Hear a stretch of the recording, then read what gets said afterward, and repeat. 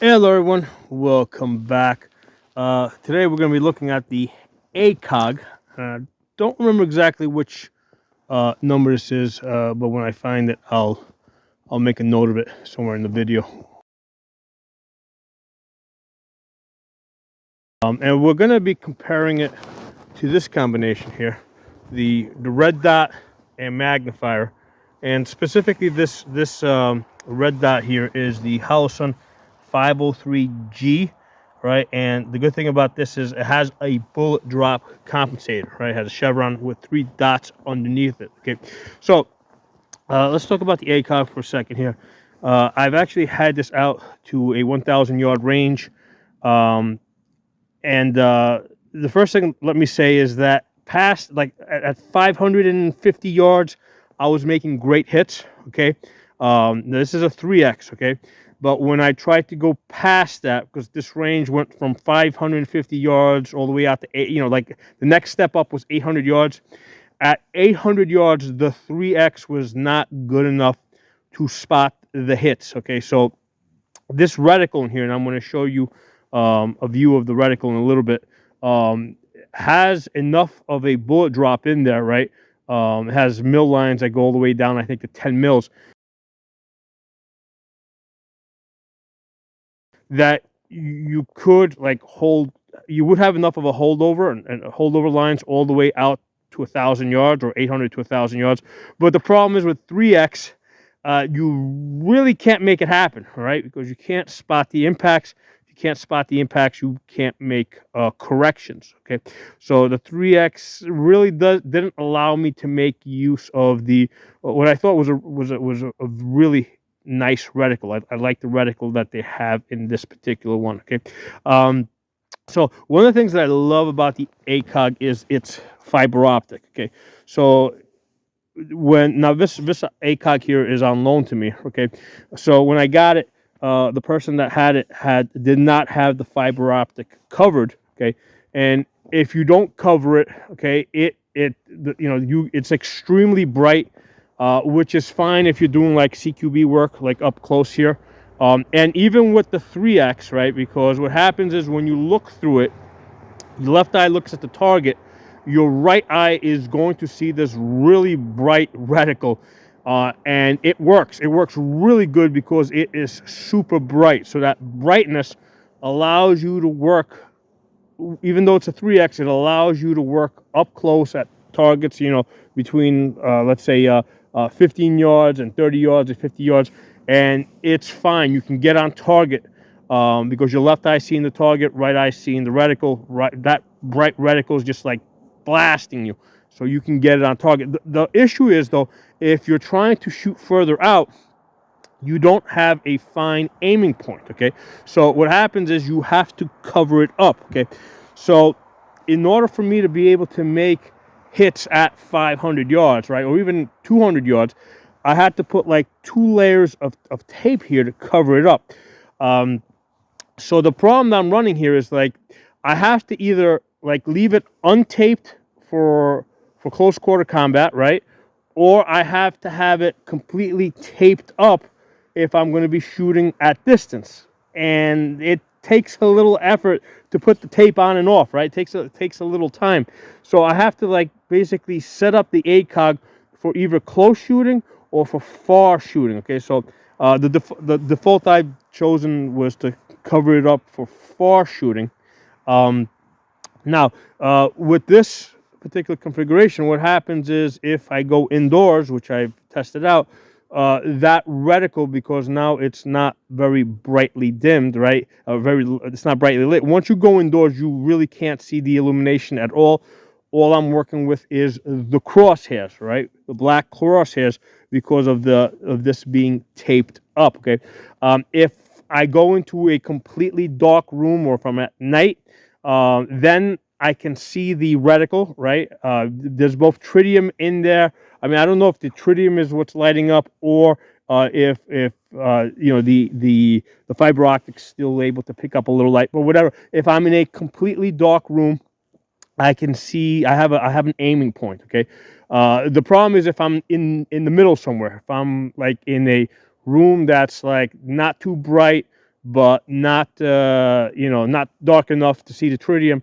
Yeah, now I don't have an illuminated reticle at all. All I have is these black crosshairs, and they're not that thick, right? So it can be a little bit difficult to to have an aiming point. Okay, so what I think that Acog should do, right, is have some type of a system, right? Because instead of having to put tape over the fiber optic, which goes from here all the way to here, it would make sense if there was like some type of a shield that you could just like kind of like slide back and forth, so that you could like either cover up or expose the fiber optic as you need it, right? Like in an instant, like pull it back or pull it forward. That would make a lot of sense. Okay. The other thing that would make a lot of sense, I think, is like, even though one of the things I love about the ACOG is that because of the fiber optic, you don't need any battery power. It would still be nice if like you had a little bit of battery, right, that could feed the fiber optic, that you could just like just turn on just by hitting the button over here. You could just turn it on, so that if, let's say I have this covered up, right, but all of a sudden I need fast illumination, you hit the button, the LED light basically shines. It could be just a tiny little bulb, right? It shines into the fiber optic, and all of a sudden it's illuminated. So the nice thing about that idea is that you're not giving up your fiber optic, okay? You're just adding to it, and if the battery goes dead, well, you still have something that works. So that's what I would like ACOG to do, right? Incorporate a way of quickly covering up the fiber optic, like covering it up and exposing it without having to put like cheap tape on it, okay? And also having like an LED battery that you could just like click on and off, so that you could like give it a blast of light if you need it in a CQB type of situation. Okay, so I think that would be like the next step. That would like correct the problem, because one of the issues that you're going to have with the ACOG is if you're like in a shadowy area and you're trying to shoot into a bright area, right? If you're like under a tree or something, or in the shadows, what's going to happen is the fiber optic is not getting enough light in the shadow area, and then like you're looking into a bright area and you don't see anything. You don't have an aiming point. Okay, so again, these are problems that I've experienced with the ACOG. Okay, so now this is an older design. It's got these Frankenstein bolts here. I know that they have an upgraded design, right? They have better ones. Yeah, don't get the Frankenstein bolt ones. On this Scar, the issue I had is that I had to put the charging handle on the left side, because what was happening is when I was pulling the charging handle back, it was basically hitting the Frankenstein bolts here. Now I believe that these bolts are reversible, so I could remove the base, flip it around to the other side, and I would be able to put the charging handle on the right side if I wanted to. But yeah, I mean, get the version without the Frankenstein bolts. Now I looked up the price on them. I think like they seem to run anywhere between $1,000 to $2,000 depending on the model you get. This model here seems to be somewhere in that $1,000 to $1,200 price range. Now this is an older one. It is a few years older, so it might even be slightly below $1,000. Okay, but you're getting into some some money with this. Okay, so what I want to do is I want to compare it to this scope over here, right? To this combination, right? So I think these two like directly compete with each other in the sense that, okay, first of all, let's talk about weight. Okay, I believe that I haven't weighed it, but it seems to me like this ACOG is still going to be heavier than this combination of magnifier and optic. Okay, it's just, especially with that big heavy mount, you're still looking at more weight. So here, that's the Holosun 3X magnifier. The nice thing about this is I can remove the magnifier and instantly lighten up the gun, right? Especially at night. Whereas with the ACOG, I can't line it up. I mean, that's just a heavy optic. It's not heavy compared to a lot of LPVOs that are out there, but it's still a pretty big heavy optic. Okay, so with this one over here, I can remove this. I can put a 6X on there. I got a lot more choices. Or if I want to change the red dot, I can change the red dot. I like this one over here. Because it has a bullet drop compensator. So again, that's why I think these two are very, I mean, they're worth comparing. Price difference here, I think this one here was about $200. I know Holosun has now discontinued the 503G, which is too bad because I thought this was the best one. I think Primary Arms is now offering the same reticle on one of theirs for about $200. The 3x magnifier behind it, anywhere from $150 to $200. So you're looking at, what I say. I mean, you can get this for about $400, right? So there's a $400 setup over here versus the $1,000 or so setup over here. So and here's the thing. I've always said this before. To me, all SHTF guns have to be considered disposable. Okay, many bad things can happen. You can lose the guns. You may have to abandon them. They may get run over by a truck. So for an SHTF gun, I believe in running as cheap as possible with lots of guns. Right. Plus, also with lots of guns, you can arm other people, other family members, other your neighbors, etc. Okay, so again, that's again between the ACOG $1,000 optic, and with this one I'm kind of locked into 3x. Okay, I mean, here's the thing. I've done a lot of practice with this and 3x working at CQB. I can kind of get used to it. I can kind of make it work, especially if I take the tape off, right, and I get that really bright illumination. However, it's still not as good as just using a red dot by itself, okay? A 1x red dot is still going to be better at CQB. So it's like, I mean, this combination here is just a lot more flexible, like specifically to your needs. You need 1x, you flip this, doing everything one-handed here. So you need 1x, you flip this over, okay? You need 3x, you flip it back, okay? You need it brighter, you hit the plus button. You need it less brighter, you hit the negative button, okay? Versus here, you're not just hitting buttons to make it brighter or less brighter. You're putting tape on and off. So that's, it's more time consuming. You got to have the tape. You got to rip off the tape if you need, if you need it brighter, you got to add the tape if you need it less brighter. So these are like the practical issues I had with working with the ACOG. And like I said, I had it out to 550 yards. Basically, I was using the 3 mil line, okay? And I was like, I was hitting my targets very well at 550 yards. But when the next step up from 550 yards was 800 yards. At 800 yards, I had a real problem hitting the targets because the 3X is just not enough to spot the impact. So it has a really good reticle with mil lines that go all the way down to 10 mils. So I have the holding points to make hits at 800 yards, especially with a 308 gun, which this is, right? So I've got the holding points, but I don't have the magnification. All I have is 3x with this. So with this one over here, okay, if the 3x doesn't suit me, we'll remove this, put on the 6x. I think 6x is the biggest one I've seen right now as far as magnifier. Put on the 6x, and I can kind of, I'd rather, if I'm going to be shooting at 600 yards, at 800 yards, I'd rather be doing it with 6x than just 3x over there, okay? So there are my thoughts on that. It's like I know the ACOG's got a long history of being battle tested, very tough optic. But here's the thing. It's more likely that your optic is going to end up being lost, abandoned, run over by a truck, right? Because if this thing gets run over by a truck, it's not going to work. Okay, it's going to break.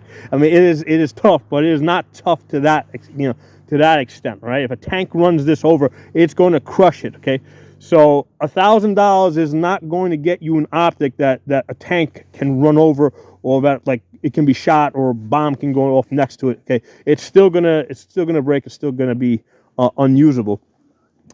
So the best answer is to have 2 guns, right? Because no matter what happens to this gun, if I've got 2 or 3 guns of this, I'm still in the fight. Okay, if I only have one really expensive gun here with one really expensive optic, and I lose that, well, now I got nothing. Okay, so those are my initial impressions. Again, fun optic, great to work with.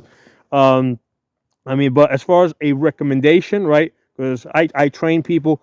You know, I mean, what would I recommend to them? I would definitely recommend go with the Red Dot with the magnifier behind it versus the Acog. The Acog is at this point, it's kind of like, yeah, it's a really nice thing to have. It's almost like a collector's item, right? But you know, this over here is going to get the work done. Okay, it's going to put the bullets where they need to go. So I'm gonna try and actually hold the camera up over here and give you an image so you guys can see what it looks like through here. I'm gonna have to sit down. I tried hooking up a camera adapter to this because of the weird shape that this has. I can't quite, or the smallest size over here. I can't quite hook up the camera adapter, so I'm gonna have to hold it by hand. Okay. All right, I wanted to give you guys a look at this ACOG reticle. So right now I had to cover up the fiber optic in order to be able to get a fine aiming point, okay? So if I take off the tape, it gets really bright, right? Which is great for like up close work. But then if I'm shooting at distance, I got to put the tape back on in order for me to get a fine aiming point. So I gotta like keep going back and forth between putting tape on, taking tape off, putting tape on. Now, as far as the holding lines, right? Those lines appear to be in mils, and I tested it out at 500 yards. Basically, at 500 yards, my hold with 308 is usually 3 mils, and that seemed to be holding. So 3 mils is like right at the top of those holding lines. So there's a whole bunch of lines underneath that. So those lines would allow you to go all the way out to 1,000 yards. The issue that I found is that with this 3X, this is just not enough magnification to be able to spot the impacts. Okay, so if you can't spot the impacts, you can't correct. So it's like those holding lines are great, but with the 3X, I really can't make use of them. Maybe like I could, like if I were to mount this on a 9mm or on a 22 rifle, yes, because at 200 yards, my hold with a 22 long rifle at 200 yards is about 8 mils. So I can actually make use of those lines and get on target at 200 yards. Okay. But with 308, right, the equivalent would be trying to get out to like 800 yards. And at 800 yards, it's like as far as a man-sized target, it's pretty small. And it's just hard to, it's hard to spot the impacts. If you can't spot the impacts, you can't make your hits. Okay, right there to the right of the red illumination, we see Captain America. So that's what he would look like at 200 yards. Okay, so let me raise this up a little bit. So right there to the right of that red illumination, slightly up higher, you're going to see Iron Man. All right, and that's what he's going to look like at 400 yards. Okay, and with this 3X, you can barely make him out. But he's there. He's like sitting right on top of the snow. And he's got like, you should be able to see him because he's on top of the snow. The problem that we have here is the 3X is very limiting, okay? Now we're going to go a little bit higher up. Okay, so right there to the right of the red illumination, right where the edge of that cross begins, you're going to see another doll. I forgot who that is. I think that might be Thor. So that would be what a man's going to look like at 800 yards. So you can barely see him. Okay, so he's right there with that to the right of the red illumination, where the post begins, or the leader line. He's actually, his feet are right at the edge of it, where it starts. Yeah, that's what a man looks like at 800 yards. So to hold over, you would have to At 800 yards, basically, I'd be using that 10 mil mark. I mean, if you can barely see the man, you're not going to be able to see the bullet impacts. Okay, even at 400 yards, you're not going to be able to see the bullet impacts with 3x magnification. You need more magnification than this. All right, now we're going to be looking at the Holosun acss. Okay, so again, we got Captain America at 200 yards there. At 200 yards, his feet are at the tip of the chevron. His head comes up to the top of the circle. At 300 yards, he would come up 3/4 of the way. At 400 yards, he'd come up half the way. And at 500 yards, he'd come up 1/4 of the way. Okay, so those 3 dots allow you to do range estimating, and you can kind of make them work for whatever caliber you have. So with the 5.56, let's try and get back into focus here. With the 5.56, you got a 50, 200 yard zero at the tip. Then the legs are 300 yards. First dot is 400 yards. Next dot, 500 yards. And the last dot is 600 yards. Okay. So the same deal, like if you try to go further out, like we can get out to 500 yards. Let's try to go back to the same, raise this up a little bit. So at 500 yards, it's really, with 3x, it's really hard to see a man. Should be right about there somewhere.